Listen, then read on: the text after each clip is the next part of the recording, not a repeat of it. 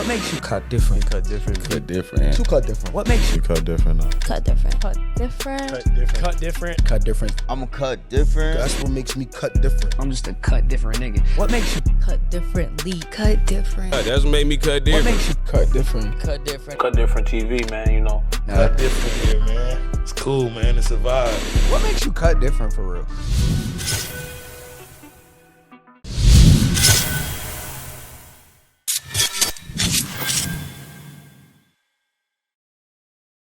Yo, what's going on, y'all? It's your boy Sebastian Ryder, and you already know what it is, man. You tapped into another episode of Cut Different TV, and today we got a whole lot of Brooklyn shit in the building, man. But before I introduce y'all to our guest today, make sure you hit that big red button that says subscribe under whatever screen you watching this on, and hopefully it's a TV screen because you tapped in with Cut Different TV.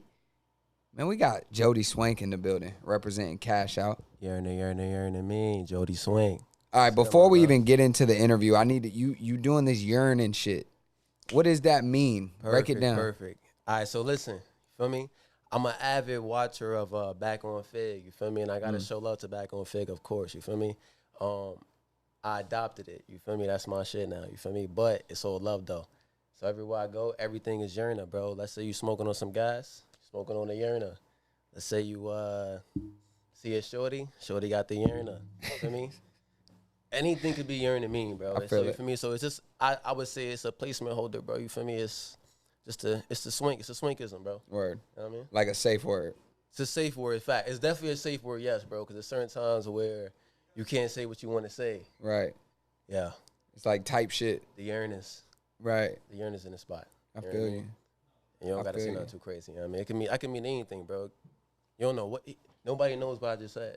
You know what I mean? Type shit. And we got the whole collective in the building, you know what I'm saying? And one thing that I think each of y'all have an individual vibe about you, you know what I'm saying? And for you, what I noticed, you know, doing research and kind of getting a feel for who you are as an artist, like you lean heavily into creative visuals, you know, cover art, different 100%. Things that set you apart, creating your character. Definitely. Is that something that you adopted over time, like leaning creatively, or have you always had that? So in the beginning, you feel me, I would say my creativity was very limited. I wasn't the most creative person.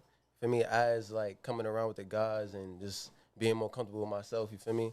I was able to understand what creativity really is. Most people think it's just like put something together, you throw it together, boom, I made this, it's done. But it's like taking the time to craft something, making mistakes, liking it, not liking it, presenting it, going back, draft. So it's like, it's a lot of stuff to creativity as well, you feel me? But in the beginning, it was purchasing art from people, you feel me, to just get my cover art out, stuff like that. I got a clothing brand, you feel me? So it's a lot of designs that go into that, the human experience. And over time, I realized it's just worth it to just make it yourself, you feel what I'm trying to say? And just like break that down, because if I'm paying somebody else to do it, why the hell can I just figure out how to do it myself? Right. So.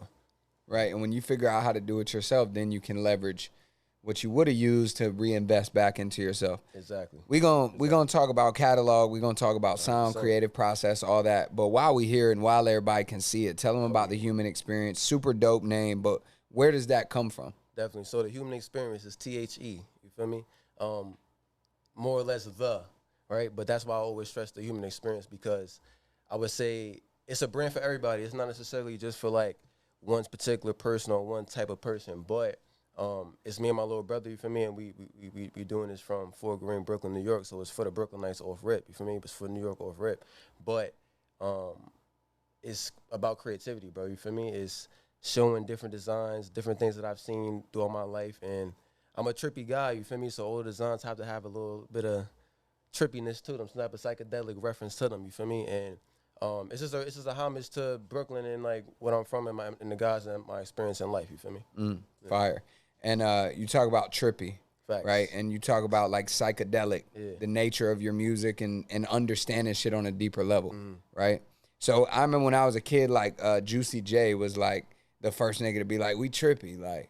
You feel me? You remember that shit when he was rapping with like creation and all that shit? I know about Juicy J. I would say for me, the first trippy part would be more like ASAP Rocky. Okay, bet. that was my first introduction to like some type of different like experiencing the world in a different way. Visuals. Flatbush Zombies, stuff like this. Definitely Flatbush Zombies for sure. You feel me? But over time, I just like created my own sound. You know what I'm saying? And Facts. it helped with the music, helped with the weed, helped with everything I'm doing. You feel me? Fire. And combining everything into one offering, which is Jodi Swank, right? Like taking the music, taking the clothes, taking the weed and the flower and the cannabis, whatever is not going to get us demonetized. You know what I'm saying? And combining all of those things into your brand, how do you balance and wear all of those hats, and also, you know, working with your brothers as well to build the collective? So I would say it's something that I grew a love for. You feel me? So I'm saying, if you love something, you're gonna do it. You feel me? And that's what I'm here to do. You feel me? And I see it as like it's a journey for sure, but it's something that I'm willing to do, and it brings joy to me when I make certain things and people love it, whether it's music, whether it's clothes, people enjoy it. All right, bam, I'm doing something that's actually positive. You feel what I'm trying to say? Eventually, the goal is to for sure build a community to where like now the funds could be reciprocated. But I tell people all the time, stuff like that, it takes time. Nothing is overnight. You feel me? And you got to be able to build multiple things so that you have something to offer the people. You feel what I'm trying to say? For real, yeah. Yeah. And from a standpoint of future, right? Like, how important is legacy to you, right? Yeah, I would say it's very, very important. You feel me? That's more or less why I do this. You feel me? In the beginning, I was just like, it was a lot of like jokes and like we're just gonna play around and like figure out this sound. But over time, my pops even was like, he always listened to the music. He always gave me pointers, always from day one. As soon as I told him I was making music, he want all the files. He want to know what's going on. He want to hear. He gonna critique it. And it's like, most people wouldn't take like pointers from their pops or pointers from their parents. But I tried to take as much as I could and center it a little bit better. So I started making like more barsy music, so spinning on OG beats while I'm still doing the smooth, jiggy, trippy shit. You feel me? I'ma still do something that's like from where I'm from and what I grew up on. You feel me? That's some shit for the older folk. But Valid. yeah. So you talk about getting advice from your pops, which is hard. You know what I'm saying? A lot of people, like you said, their pops might be telling them not to make music. Yours is giving you critiques and advice. How do you know whether or not somebody qualifies to be giving you perspective and advice based on your creativity? So this is what I tell everybody, right? I'm a person who I give a lot of critique and I give a lot of advice as well. And I say, it's up to you to use what you need. You feel what I'm trying to say? It may not apply to you right now. You may not get it right now. It may not. People have told me certain things in the moment, and I was like, all right, for me, years down the line, it was like, damn, I should have did that, or I should have did this quicker. You feel me? So it's like, you can't trip about it. You feel what I'm trying to say? When somebody's giving you advice, take the shit. You feel me? Put it in your pocket. Make sure you look back in your pocket. Make sure it's still there. You feel me? You gotta make sure just make sure you're taking the key lessons from everything you're learning, because that's what life is about. Facts. I rock with that. Yeah. And I want to get into the music. I want to get into, why we here. Yeah. So before we even get into catalog, because you got a million records, you know what I'm saying? And they all got something unique, different about them. Yep. You feel me? And y'all were talking earlier, we listening to the music. It's like, usually when you listen to somebody, it's like, oh, this sounds like insert name, right? But with y'all, it's like, damn, y'all don't really, it's just cash out. That's the point. You know what I'm saying? That's called growth and development. We're not gangbangers, we're not GD, but growth and development is important. You feel me? You get a base for what you listen from what you listen to. You feel what I'm saying? From that, as an artist, whether it's painting, music, whatever you listen to, whatever you're watching, you're gonna put that into your own art. Over time, you gotta make that art your own. You feel me? You gotta find a way to be like, all right, this is my own sound, and like I'm not gonna not necessarily copy somebody else, but let's say I hear a song I like. It's something about the song that I like. It's not necessarily that person that's making the song. They hit that note in a specific way. The beat was structured in a specific way that maybe I could hop on that. You feel me? So, yeah. Yeah. And what inspired you to, obviously you've always been creative, right? But what inspired you to get out the pen, you know what I'm saying? And get in the booth? The guys, my son Jahaden, man. We used to call him Flossie the villain, man. You feel me? Years, like I would say, it was a couple, like maybe 1 or 2 years, we was just chilling, smoking, vibing, taking photos, doing what young folk do, you feel me, exploring the city and living life. Over time, I would go to the studio with him. I would see him, what he doing, I'd be like, all right, bet. That's That's fake wavy. I'm not sure if I could do that, but he doing his thing. You feel me? Kept going. He dead ass would tell me like, yo, bro, you gotta do this, bro. Come on, bro. Just try it. Probably like the second or third time, maybe the second time he said it, I just did it. You feel me? Went in the booth, made my first song. It was official. You feel me? Like I said, I felt so much nervousness doing the song, but the nervousness became comfortable. You feel what I'm trying to say? That's the whole point of life again. It's like that's the whole human experience, as I always say. Everything leads back to the human experience because it's like, if you're not comfortable with being uncomfortable, you're never gonna grow. Right. You know what I mean? That's fire. Yeah. And that's a bar. That's a Drop fact. that down. We're gonna get somebody to comment that down below. I'm very spiritual for me, but still a nigga from Brooklyn, bro. You feel me? But you still gotta be enlightened at the same time. You gotta know both. Facts. Yeah. Now I feel that. So you get the inspiration, you get in there, you start creating, and then I feel like every artist has that cliche moment where it's like, oh shit, like I'm an artist now. And for you going in from that creative space, that hustler space, into getting in the booth, you making music, you doing whatever, you got your boys gassing you. It's like, when did you get that self-belief of like, damn, this is what I'm going to do? So it was a few times, you feel me? I used to work at Whole Foods, you feel me? When I first made that first song, for me, I sent it to everybody. Everybody was bumping it, was loving it, right? And the particular bar had something to do with like getting chala, getting bread, right? And somebody sent me a video of them rapping it in the break room. You feel me? And when I seen it, I'm like, oh shit. It would be times where like I'm walking down the street. Oh, you Jodi Swank? Right? And at the time, my name, like, I don't have hundreds, a crazy amount of following. You feel what I'm trying to say? But it's like when you do enough art and you connect with the people, you feel me? I know, man, everybody knows everybody. And what I realize is you never know who knows somebody else. So it's like I always let them know, yo, I'm Jodi Swank. This is what I do, and the love just spreads, more or less. Facts. Yeah. That's fire. And so that recognition, it's like an energy recognition. Like people peep the energy, know something's going on, and then it's you to maintain that energy and push it forward. And I always say, like, the energy is the energy and the love is always wanted, it's always needed, but you can never let that get to your head. Most people, it's like somebody could be telling you, this is fire, this fire, this fire, and it's really, it could be some work you could do on it. You feel what I'm trying to say? So it's like I take the love and I be like, I appreciate that, but now it's like that drives me to, what more can I add to it? What more can I show that I could do a little bit more better than what you think you love? Let me show you something that's insane. You feel what I'm trying to say? And it's like, with the love, it's like hate will come too, but it's like love gets disguised by hate. So it's like you can't always necessarily take everybody, oh yeah, it's fire as it's fire. You feel what I'm trying to say? It's like, I mean, you can always work on something, always make things better. There's no such thing as perfect ever. Right. Like balancing the highs with the lows and finding a medium. Exactly. And again, we're not necessarily in it for the fame. We used to always be like, yo, fuck the fame. You feel what I'm saying? And as we got more into the career, more into the music, fame come out, but every one of us will love it. Every one of us take the opportunity and do what we need to do.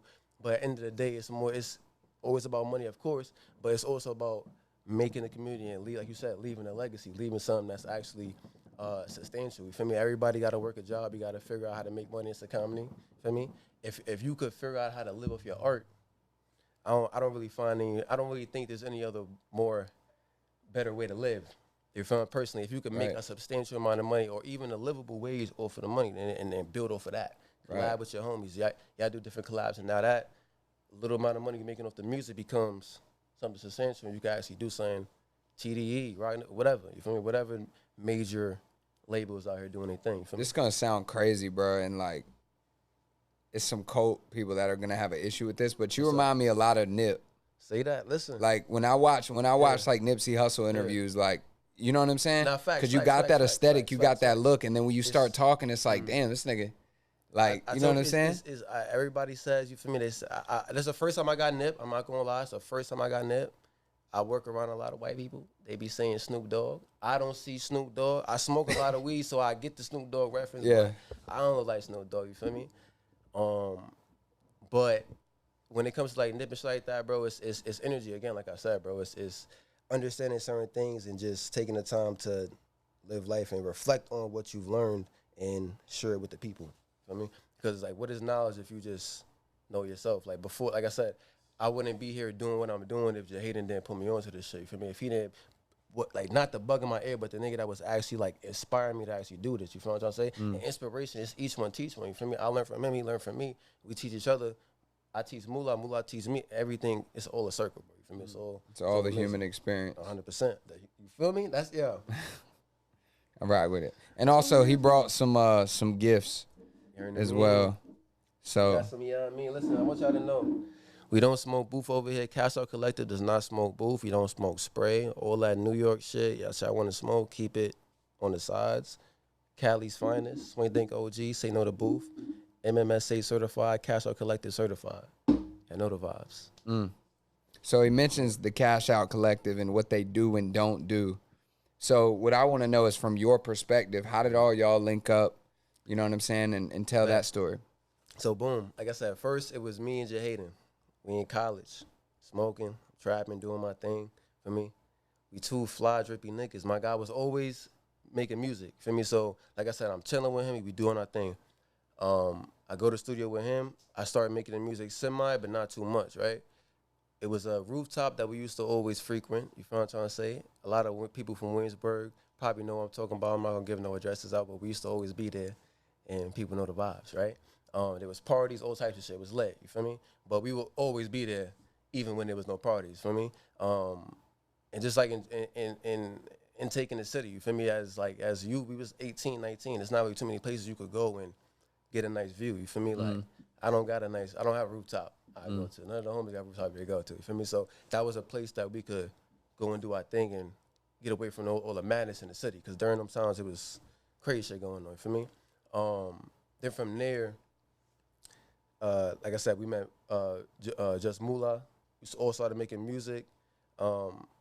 Many times it would just be like we just sit up, vibe, smoke, link. And then, like I said, it was like I don't particularly know the time and date when we started, but there was a catalyst where like everything was forward motion. Cash Out Collective started coming together, and it was like, all right, this is what we got to do. Like, even through the ups and downs, we still always are cohesive, always. You know what I'm saying?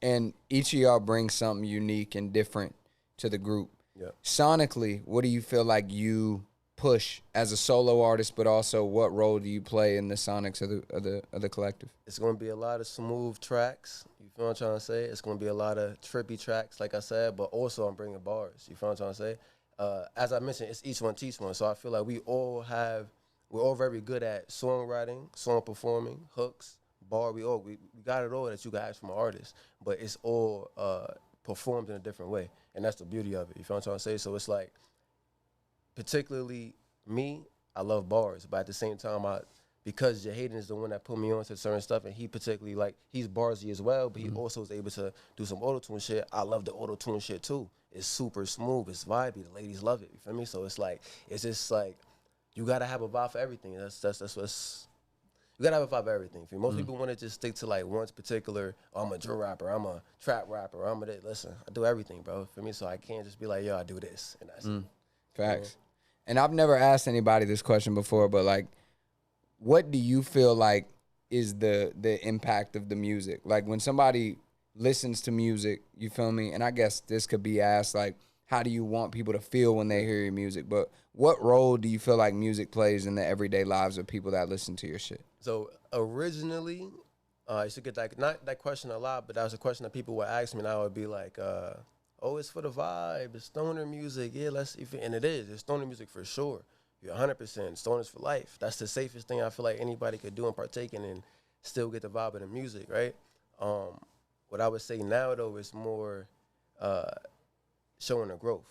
You feel what I'm trying to say? The music that we started doing in the beginning was, not that it's not chaotic, but it was like, it was off a whim. We was really creating a lot of shit like just, let's do it. And it's like over time we actually say, yo, this shit is actually something we could do for real. There's people out here making real money. People actually taking their time, spending hours and hours and hours on one song. I watched Jahaden spend weeks on shit, bro. You feel what I'm trying to say? So it's like, it's growth. You feel most people would just be like, yo, that shit done. Let's put it out.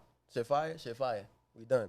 But like, he's put the battery in that back to like, nah, we can actually fix this. Let's tweak that, bro. Let's make sure this shit actually sounds valid in every apparatus that we have with the given setting that we're in. You feel what I'm trying to say? And that's something that, like, couldn't ask for better homies. You feel what I'm trying to say? That, and that's Cash Out Collective. You know what I mean? Fire. Facts. I'm trying to join Cash Out Collective. Yeah. You know what I'm saying? We got to make it official. But But shit, man, you had cut different. You know what I'm saying? And one thing that I want to know and understand is like sonically when you putting a record out, right? How do you know that that record is something that, okay, this is Jodi Swank? Like, and if somebody comes up to you and they're like you mentioned, strong networker, you're always gonna put yourself, you know, forward and be like, yo, I'm a creative, I make music, I do all this. They're like, okay, bet, I want to tap in. What is a project or a single that you want them to go listen to that tells your story? So that's a particular project or story, they got to go through the catalog, right? And that's because the whole goal of it is to show from 2020 to forever. You feel me? I got a project coming out 99 to infinity. I was born in 1999, right? We more than likely, hopefully, God willing, I'll be here to 2099. You feel what I'm trying to say? Maybe more. Hey, longer than that, shit. 2099? That's what. Shit, For yeah, me, you're for gonna be me. longer than 100. We gonna all live longer than 100. I love that. I hope so, and I pray for that, and I believe that, right? But what I would say is I want the music and everything I do to live on to infinity. You feel what I'm trying to say? It's a lot of artists that come and go. A lot of artists that are here and they made a staple, but we forget about them. You feel what I'm trying to say? But your favorite artist, you know your favorite artist, right? You may hear a new artist about that shit fire, but when your favorite artist come on, you know the words, you know the song word for word. Facts. So that's more or less like what I'm gunning for. You feel me? Like not no cult shit, but it's like I want people to see the vision that I see, and it's like I'm a yapper. You feel me? So it's like I could tell somebody my experience forever. I could tell you, this is what I've been through, this is what I've seen, this is what I know. But it's like, what better way than listen to the songs and hear it through rhymes, riddles, acapellas, hooks, all types of shit. You feel what I'm trying to say? So it's like the music is like it started off as some fun shit and it really became like a outlet for real. Like word to it really became an outlet. I don't really felt the Holy Spirit, as they say, in the book for real. You feel me? So it's possible to definitely transfer it to the music, and I feel like on certain songs that shit done definitely transferred over. It's just getting it to the masses and continuing that shit. Facts. And for somebody that wants to come meet y'all, see y'all live, y'all start moving around, what can people expect from a Cash Out Collective show? Very, very. So we've done a couple shows. You know we professional. We're 100%. You know we're gonna smoke it out 100%. Feel me? It's gonna be a lot of vibes. It's gonna be a lot of upturn energy. We've done showcase and stuff like that. Very, very soon we are planning on doing some type of live show and some type of like collective. It's a lot more of us. 3 of us here right now, but it's a lot more to the table, and we got a lot more people that's a part of the group that bring an immense amount of talent and all type of shit like that too. Feel me? But we do want to do a lot more shows. You feel what I'm trying to say? Shows, live performances and shows is the next thing, but it got to be big crowds, bro. Like, we've done like, probably like, well, I would say like a 40, 50 people crowd. We've done like a 20 people crowd. We've done a small, good amount. You feel me? So I want to test the waters and see what else we could do for real. You feel me? I think we could do. I know we could do, a matter of fact. You a crowd surfing type of nigga? Hell no. Hell no. Listen, I'm on the stage. I'm gonna perform with the crowd. I'm gonna give love to the crowd. I may even throw some Zod to the crowd, some free swing thing. I may throw some merch to the crowd. But crowd surfing is like I don't know about that. You feel me? I don't know. Maybe with one of the other homies. You feel me? But I don't know about young Swank over here, man. I feel that, man. Well, shit, I mean, when I look to my left, you know, I see Cut Different Studios. And when I look to my right, I see a very unique, distinctive artist, you know, with a good range of sonics and also creative expression as well. Like, I resonate with what you got going on. Purple's my favorite color. You walked in purple down. Oh, man, you know the vibes. You know, I mean, it's a lot. We could talk all day about different things and similarities, but at the end of the day, I really just want to know, like, what makes you cut different, Jodi Swank? It's the Swankism, man. I'm telling y'all, the Swankism cannot be taught nor bought. It's in you, not on you. You feel me? It's not the drip you wear. It's not the shit that it's. You got to know what it is, and if you got it, you got it. I believe you got it. And even nigga I interact with, any person I interact with that is able to communicate with me and we connect on a certain level, I know that you understand what I understand. So you got the Swankism, I got the Swankism, the homies got the Swankism. I just named it the Swankism to put that word on. Just like yearning mean, shout out to Back on Fig. We got to put that. That's the word that's putting on, you know what I mean? The Swankism. Welcome to the Cut Different family, man. Blessings. And I know, blessings. I know y'all be putting music out continuously. Yes, sir. I know that you got a lot loaded in the tuck. We still, I mean, we halfway through the year, but we still got hella time. We got fall, yes. winter. Niggas be ducking away from the studio, but I feel like, you know, tell them what you got to come. Listen, all winter, all last summer, the winter before that, niggas has been working, bro. You feel me? I put out multiple tapes. The homies put out multiple tapes, singles, all of that, videos, all that. The sound has become very stamped and stapled as to what we do. You feel what I'm trying to say? For me, I'm dropping 99 to Infinity July 4th. You feel me? So that's a whole bunch of, that's 14 songs that I've probably been working on since 2022, all up until probably 3-4 months ago. So it's a lot. It's 14 songs from a vast amount of time. You wouldn't be able to know that unless I told you. You feel me? And that's I tell a little secret, but fuck it. You feel me? It's like that's the human experience. It's like you got to understand that it's an experience of life, and I put it into the songs, and it's 14 of them. Beautiful. It's 14 bangers, 14 bangers, man. And I got an interesting question for you. So, you know, this interview is an interview. You know, it's gonna come out one day, and it's gonna be there, and people will see it live, and they'll be like, "Oh, this is relevant right now." But you said something earlier. You want to be here in 2099. You want to tell that story forever for the millennium. I think they say for somebody in 2099, God willing, YouTube is still here. You know what I'm saying? Or however they're consuming content, maybe in VR headsets or goggles or some shit. What do you want them to remember? You know what I'm saying? This project, 99 till infinity. What is the vibe you want them to pull from it? I want niggas to know that this is the start of Jodi, Swank, and Cash Out Collective on the map. That's where it's everything I love. You feel me? This is the moment where y'all get to see that this shit is what it started from. You feel what I'm trying to say? And years down the line, niggas gonna look back and be like, damn, bro. This not only was niggas right, but this is the tape that niggas worked. I worked nights, bro. My son Tom, Future Sound BK. We went from his studio in the basement that he was running efficiently for a long time. Then he moved over to Slide Studios. BK be over there now. I got songs that's done for my son Harrison at Room 1 recording studio. You feel me? So it's like it's just my life, bro. You feel me? And a lot of people would say like, well, everybody says that. You feel me? Everybody puts their heart and soul into their project and into their tape, but it's like I really like this is the one, bro. This is the one. That's why I needed 99 to Infinity. You feel me? And yeah, everybody says that, oh, this is me, this is whatever. But also everybody is unique in themselves. So 10 niggas could say, oh, this is me. And it's 10 completely different things because you got 10 completely different people. True. And guess what that is? The human experience. Yo, bro. He getting me on my own shit, man. You feel me? You know what I'm saying? But yeah, man, we got Jodi Swank in the building. Right. We vibing out. And you know what I'm saying? Y'all just tapped into another episode of Cut Different TV. We got the rest of the Cash Out Collective in the building. We're going to hear what they got to say. And before we get out of here, anything that you want to leave to the Martians and the aliens watching this 50 years from now? Listen, man. Live life. Love life. Smoke, swing, think. Don't smoke, booth.